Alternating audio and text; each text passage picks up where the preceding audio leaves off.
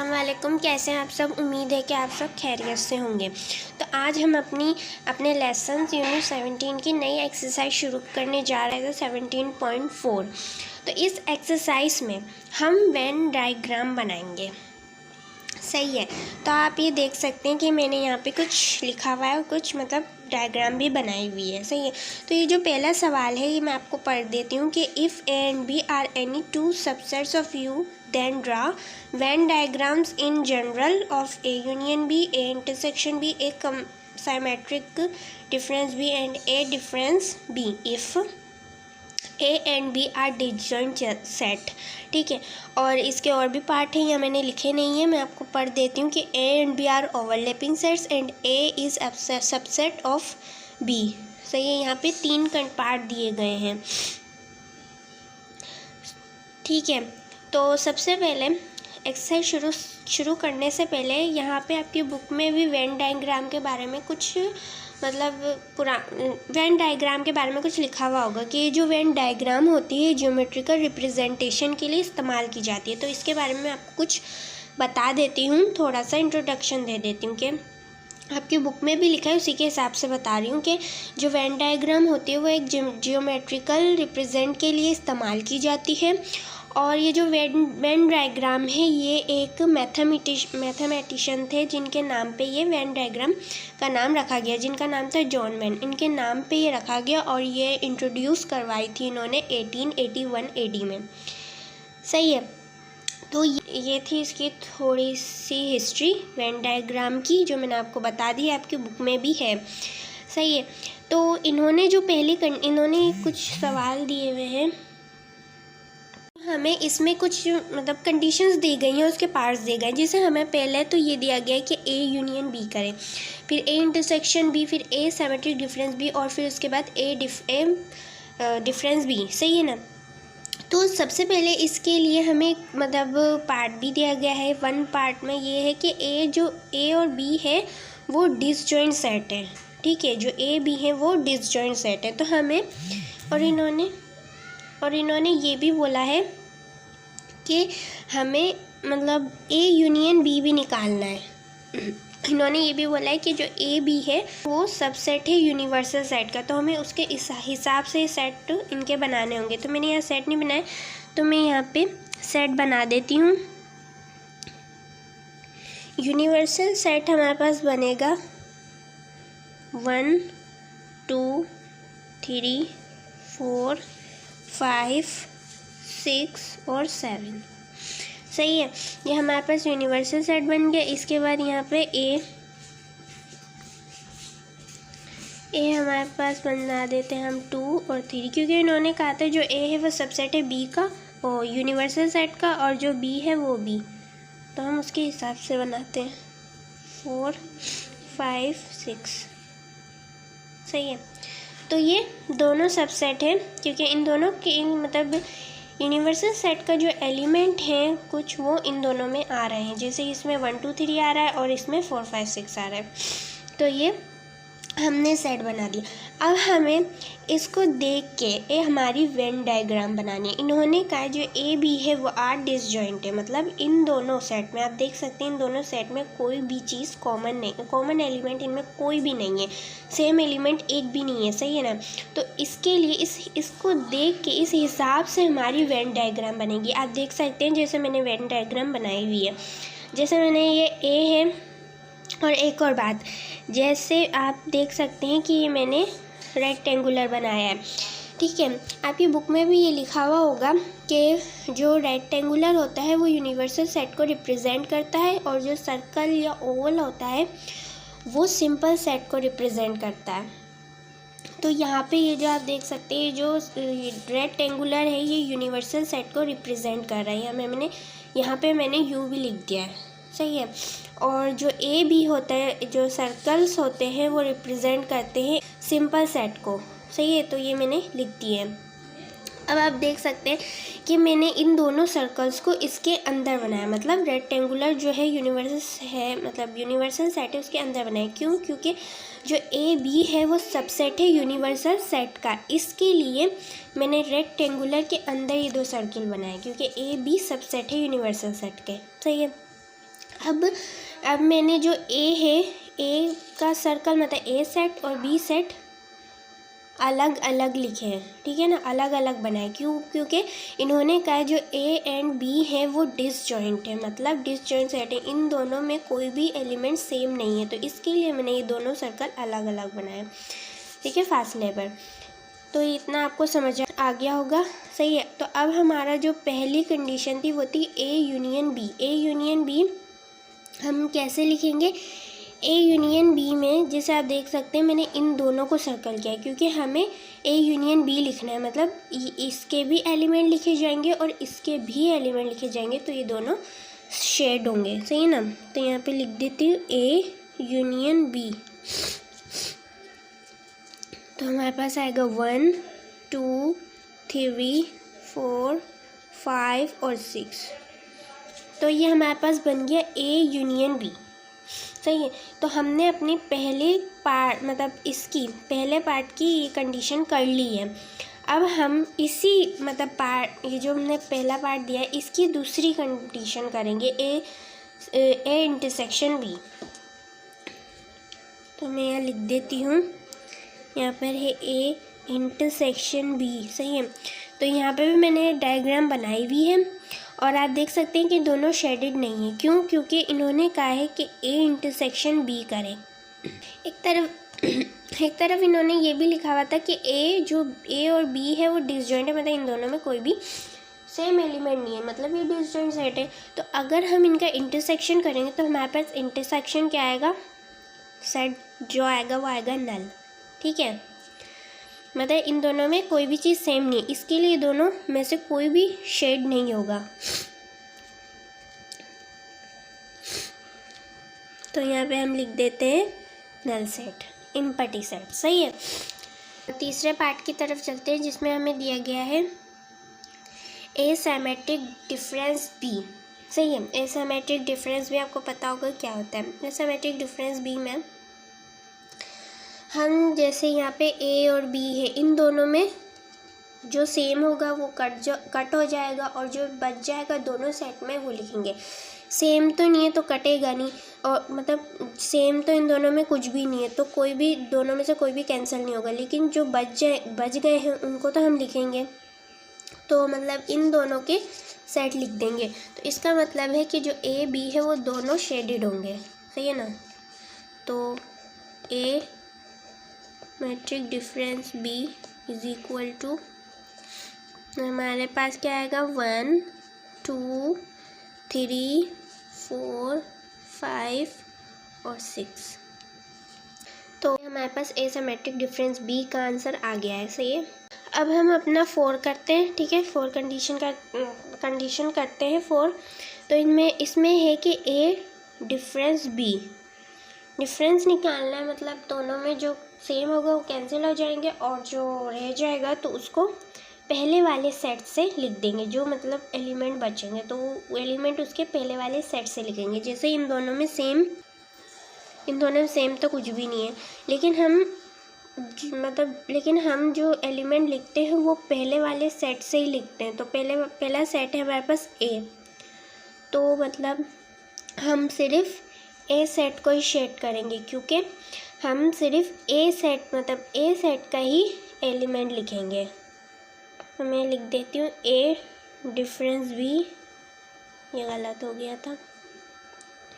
तो यहाँ पे हमारे पास आएगा 1 2 3। तो ये हमने तीनों कंडीशन कर ली है 1 पार्ट की, सही है। तो अब हम अपना दूसरा पार्ट करते हैं। दूसरे पार्ट की सारी कंडीशन करते हैं। तो दूसरा पार्ट हमारे पास ये है कि A and B are overlapping set, मतलब जो ए और बी है वो ओवरलैपिंग सेट है, ठीक है। तो मैंने यहाँ पे इसके हिसाब से हम अपना सेट बनाएंगे। यूनिवर्सल सेट मैंने यहाँ पे लिख दिया, आप देख सकते हैं, और ए सेट भी और बी सेट भी लिख दिया।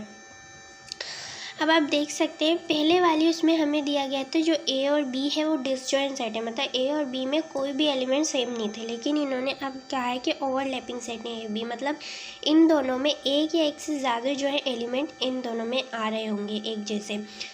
जैसे ए में है 1, बी में भी 1, इसमें 2, इसमें भी 2, मतलब 2 आ रहे हैं। तो ये ओवरलैपिंग सेट है, सही है। तो हमारी जो पहली कंडीशन है वो है ए यूनियन बी।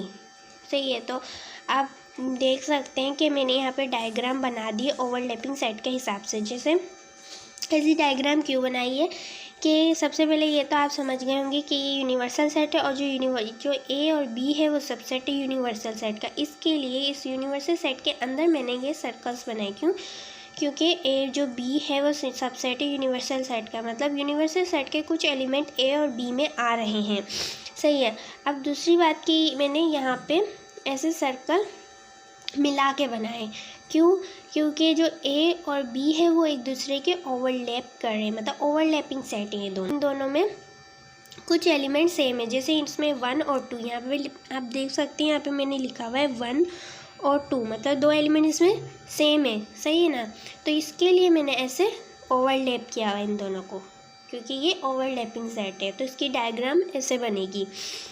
अब हम अपनी पहली कंडीशन करते हैं। इसमें हमारे पास दी गई है A union B. A union B है तो इसका मतलब है कि दोनों ही मतलब शेड होंगे। ठीक है ना, ये दोनों ही होंगे, क्योंकि हम ए और बी सेट को तरतीब से लिखेंगे। सही है ना। तो ये दोनों ही मतलब शेड होगी, क्योंकि ये दोनों ही सेट साथ लिखे जाएंगे। तो A union B is equal to 1 2 3 4 5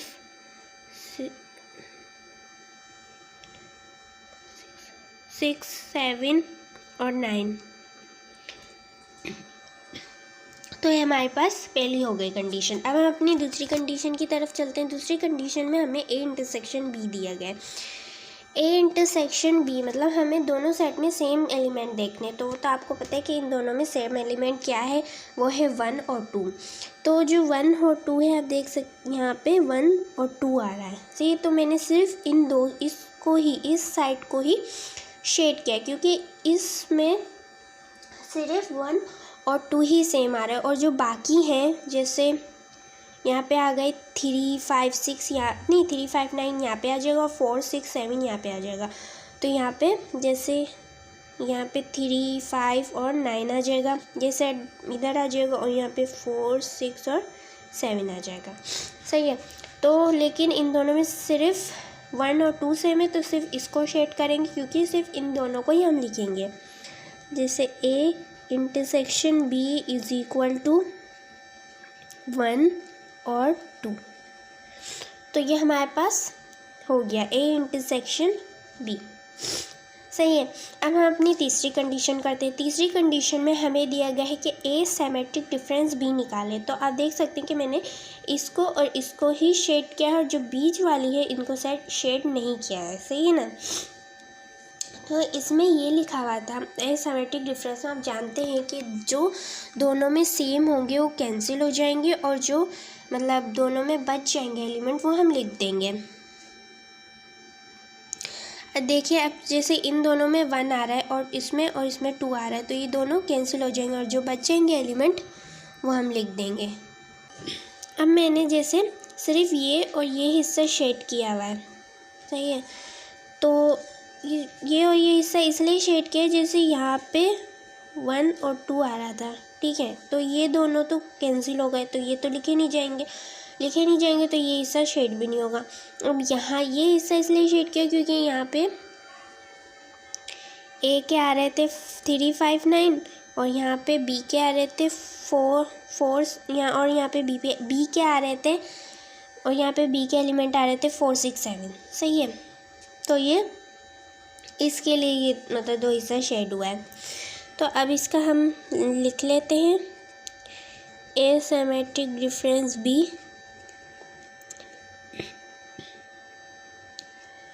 five 9 4 6 और 7। तो ये हमारे पास सिमेट्रिक डिफरेंस मतलब बन गया। सही है ना। तो अब हम अपना लास्ट करते हैं, इसका पार्ट 2 का लास्ट कंडीशन। तो लास्ट कंडीशन में हमें दी गया क्या, ए डिफरेंस बी दिया गया है कि ए डिफरेंस बी निकाले। तो ए डिफरेंस बी में मैंने डायग्राम में सिर्फ इसको ही शेड किया है, ए को, ना कि बी को, क्योंकि सिर्फ ए डिफरेंस बी में दोनों में जो सेम होते हैं वो कैंसिल हो जाते हैं, कट जाते हैं, लेकिन हम सिर्फ बचते दोनों में, लेकिन हम लिखते सिर्फ एक एलिमेंट के, मतलब एक सेट का एलिमेंट लिखते हैं जो पहले लिखे होते हैं, मतलब ए का, तो हम ए का लिखेंगे। इन दोनों में जो है सेम है वो 1 और 2 है, तो ये दोनों कट जाएंगे, लेकिन हम लिखेंगे क्या 3, 5, 9। जैसे यहाँ पे है 1 और 2, सही है, और यहाँ पे है 3, 5 और 9, और यहाँ पे है 4, 6 और 7। तो ये दोनों तो कट जाएंगे, बचेगा ये मतलब इन दोनों के सेट में बचेंगे, लेकिन हम लिखेंगे सिर्फ ए सेट के, मतलब क्योंकि ए सेट जो है वो पहले लिखा हुआ है, तो इसके ही एलिमेंट हम लिखेंगे। तो इसके लिए ये इतना शेड होगा। तो A difference B is equal to, तो हमारे पास आंसर आ जाएगा 3, 5 और 9। सही है। तो ये मैंने आपको 2 पार्ट करवा दिए और इसकी सारी कंडीशन। अब हमारे पास है लास्ट पार्ट कि A is subset of B, जो ए है वो सबसेट है बी का। तो अब हम वो करते हैं। अब हम अपना तीसरा पार्ट करते हैं, उसकी कंडीशन 1 करते हैं। तो सबसे पहले इन्होंने जो तीसरे पार्ट है उसमें ये दिया है कि A is subset of B, जो ए है वो सबसेट है बी का। सही है। तो उसके हिसाब से हमने सेट बना लिए। जो यूनिवर्सल सेट है वो ये है 1 2 3 4 5 6 7 8 9, और जो ए है वो 1 2 3 और बी 1 2 3 4। सही है। तो हमने जो ए और बी सेट है वो इसके हिसाब से, मतलब क्वेश्चन नंबर 3, जो 3 पार्ट है उसके हिसाब से बनाया है। जैसे जो ए है वो सबसेट है बी का, जैसे आप देख सकते हैं कि जो बी के कुछ एलिमेंट, मतलब कि 3 एलिमेंट ए में आ रहे हैं, जैसे 1 2 3, और बी में इजाफी नंबर है जैसे 4। सही है। तो इसे सबसेट कहते हैं, आप जानते हैं। तो ये ए सबसेट है बी का, ये हमने इसके हिसाब से बना दिया है सेट। अब आप यहाँ देख सकते हैं कि मैंने यहाँ एक डायग्राम बनाई हुई है। तो ये डायग्राम मैं आपको समझाती हूँ। जैसे इन्होंने दिया है कि जो ए है वो सबसेट है बी का। सही है। सबसे पहले तो ये पहले वाले जो शुरू में जो मतलब सवाल था उसमें ये था कि जो ए बी है वो सबसेट है यूनिवर्सल सेट का। तो जो यूनिवर्सल सेट है उसको रिप्रेजेंट रेक्टेंगुलर शेप करती है। इसलिए तो हम जो फिर और जो सिंपल होते हैं जैसे सर्कल और ओवल, वो रिप्रेजेंट करते हैं सिंपल सेट, जैसे ए बी। सही है। तो अब मैंने जो ए है और बी है वो अंदर बनाए हैं, मतलब इस रेक्टेंगुलर शेप के अंदर बनाए हैं। क्यों? क्योंकि जो ए और बी है वो सबसेट है यूनिवर्सल सेट का। ठीक है। ये तो आपको पता था। लेकिन अब मैंने जो बी है उसके अंदर ए बना दिया है। ए बी है उसके अंदर मैंने ए का सर्कल बना दिया है। वो क्यों? क्योंकि जैसे इन्होंने बोला है कि जो ए है वो सबसेट है बी का, तो इसके हिसाब से हमने ये डायग्राम बनाई। जो ए है वो सबसेट है बी का, तो इसके लिए जो ए का सर्कल बनेगा वो बी के अंदर बनेगा, क्योंकि बी के कुछ एलिमेंट ए में आ रहे हैं। सही है। तो इसके लिए ये ऐसे डायग्राम बनेगी। सही है। तो आई होप आपको ये बात समझ आ गई होगी। तो अब हम आगे चलते हैं। इन्होंने पहले हमारी वही कंडीशन है कि ए यूनियन बी, तो हम ए यूनियन बी करेंगे। तो इस पर मैंने सारे, मतलब इस पर मैंने जो है ये सारा ही शेड कर दे, क्योंकि हम दोनों सेट के एलिमेंट लिखेंगे। यूनियन में ऐसे ही करते हैं। तो A union B is equal to 1 2 3 और 4। तो ये हमने यूनियन बना लिया। ये था हमारा आंसर। सही है। अब हम दूसरा कंडीशन करते हैं। सही है। दूसरी कंडीशन में हमें दिया गया है मतलब ए इंटरसेक्शन बी दिया गया है। तो यहाँ पे मैंने यहाँ सेट लिखे हुए आप देख सकते हैं, और इसमें मैंने सिर्फ ए को ही शेड किया है। सही है। तो ए को शेड क्यों किया है? वो इसलिए, जैसे आप देख सकते हैं कि जो ए और बी में जो सेम एलिमेंट है 1 2 और 3 है। तो यहाँ पे आ जाएगा 1 2 और 3। सही है। और यहाँ पे भी हम 1 2 3 4 लिख सकते हैं। तो ए को इसलिए किया जैसे इन दोनों में एक ही चीज़ सेम है, जैसे 1 2 3 सेम है। अगर अब हम ए को शेड करें या बी को शेड, बात एक ही है। जैसे ए और बी में 2 चीज़ें सेम, 3 चीज़ें सेम है 1 2 3, तो इसमें भी वही आ रहा है। तो इसके लिए हमने सिर्फ ए की मतलब एक ही सेट को शेड कर दिया है, सही है ना। तो ये डायग्राम ऐसे होगी। तो यहाँ पे हम लिख देते हैं ए इंटरसेक्शन बी, तो इसमें आ जाएगा हमारे पास 1 2 और 3, सही है। तो यहाँ पर हमारे पास ये हो गया। अब हम लिखते हैं A symmetric difference B. A symmetric difference B में हम देखेंगे कि दोनों में सेम क्या है। दोनों में सेम है 1 2 और 3, दोनों में नंबर सेम है ना, 1 2 3। अब इसमें जो बच जाएंगे, बचा इन दोनों में कुछ भी नहीं, मतलब ए में से तो कुछ भी नहीं बचे, सिर्फ बी में से बचे, तो वो 4 है। तो इसके लिए, और वो 4 कौन से सेट में आ रहे हैं, वो 4 आ रहे हैं बी सेट में। 4 एलिमेंट जो आ रहा है वो बी सेट में। इसके लिए हम सिर्फ ये हिस्सा शेड करेंगे, तो ये क्योंकि ए के तो कोई भी एलिमेंट नहीं बचा, सिर्फ बचा है तो बी का बचा है, तो हम सिर्फ बी को शेड करेंगे। तो हमारे पास आएगा एसिमेट्रिक डिफरेंस बी, तो वो सिर्फ आएगा 4, सही है। तो ये हमारे पास बन गया तीसरी कंडीशन। अब हमारे पास है चौथी, आखिरी लास्ट कंडीशन जो है सवाल की, तो वह है ए डिफरेंस बी। अब इन्होंने ए डिफरेंस बी लिखा है, तो ए डिफरेंस बी में जो सेम है वो कैंसिल हो जाएंगे। इन दोनों में सेम ये है, ठीक है, तो ये जो है ये कैंसिल हो जाएंगे, हो गई ये कैंसिल। ए डिफरेंस बी में हम क्या, तो ये हो जाएंगे कैंसिल। अब ए डिफरेंस बी में हम क्या करते हैं कि दोनों में जो सेम होंगे वो कैंसिल कर देंगे और लिखेंगे सिर्फ पहले वाले सेट के एलिमेंट। अब आप देख सकते हैं कि पहले वाले सेट में तो कोई भी एलिमेंट नहीं बचा, तो इसके लिए ये जो सेट होगा ये नल सेट होगा। इसके लिए यहाँ पे कोई भी शेडिंग नहीं होगी। तो A difference B is equal to, तो ये एम्प्टी नल सेट हम ऐसे कह सकते हैं, सही है। तो ये हमारे पास क्वेश्चन नंबर 1 कंप्लीट हो चुका है। इसके सारे पार्ट हमने कर लिए हैं, सही है। आई होप आपको ये जो क्वेश्चन नंबर 1 है समझ आया होगा बहुत अच्छी तरीके से, जिस तरह मैंने समझाया आई होप आपको समझ आया होगा, सही है। वेन डायग्राम भी समझ आया होगा, उसकी जो मैंने हिस्ट्री बताई थी वो भी आपको समझ आएगी। और जो हिस्ट्री थी ये आपके बुक में ही लिखी हुई है, आप उसको और भी सही से पढ़ सकते हैं, सही है। और अगली वीडियो में मैं आपको 17.4 का क्वेश्चन नंबर 2 समझा दूँगी और इसके जितने सवाल हो सकेंगे वो, सही है।